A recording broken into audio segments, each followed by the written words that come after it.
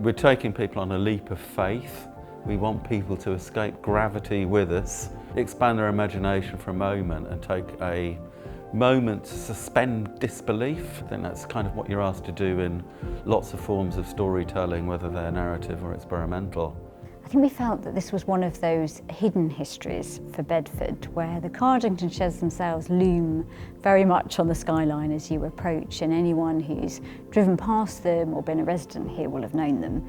But now, 90 years on from that Imperial Airship programme, and those sheds now being used as movie studios, there's a danger actually that people are going to forget what they were there for originally, and particularly with new residents. There's a lot of new housing in the area, and children and young people who just don't know anything about that airship heritage. But for us, it represents a symbol of Bedford's innovation history, its sense of endeavour, of a strong aviation heritage that we think it should be celebrating.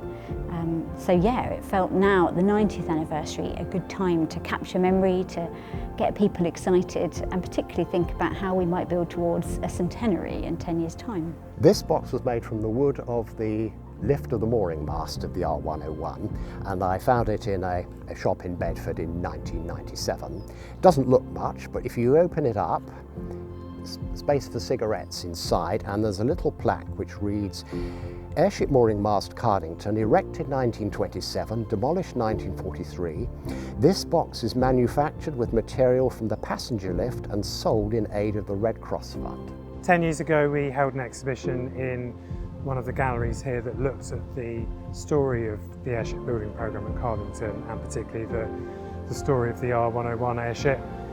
That was very much a traditional museum display focused on burrowing objects that related to the history of the site at Cardington and to the airship programme. So it's great to be able to do something different now with a contemporary artistic spin on it. My name's Derek Binks.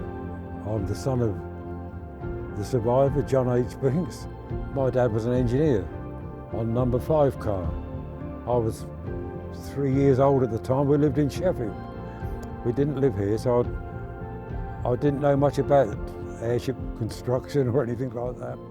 In number 5 car, engineer with Mr. Bell, they flew together. So that when it crashed, they both got out because the water tank exploded above them. That's how they survived. The process of working with the game engine technology side really feels relevant because of the kind of fantastical dream of how airships were perceived at the time as a brand new way of travel. They were so large in scale that they captured the imagination of the public. That scale and ambition, I think, is what we are trying to mirror in the experience of the audience. Airship Dreams Community Curators Gallery looks at the stories of the people of Bedford and the people connected with the Cardington sheds locally. I wanted to highlight Dennis Birchmore and his wonderful collection that was kept at home in his shed and what was his study, and he shared such a passion for airship heritage. During his working life, joined the RAF, had been based at Cardington and had worked there for many, many decades. He then got very involved as curator of the Airship Heritage Trust collection, which was actually rescued from various different places and contained in the Cardington sheds until it then went down to the Museum of the Royal Navy, which is down at Yeovilton. Dan also had his own personal collection of memorabilia and books and photographs and documentation, and that was kept at his home in this shed in his study, and he would use that as a place where he came to meet Mike Stubbs, our artist, who really spurred this whole wonderful process with Airship Dreams, Escaping Gravity. In terms of the final project, it's not just about the historical detail of the airships being from Bedford, it's more what that signified for the region and also for a country in terms of the aspiration towards global travel, leading the world in terms of globalisation at the start of the 20th century. I think Airship Dreams is a fantastic vehicle for people to get on board and look at the heritage and then look at the future, the environment, the innovation of Bedford, how people can look at the dreams of flight and make up their own ideas of what flight could have looked like if the aeroplane disappeared and there was airships in our skyline.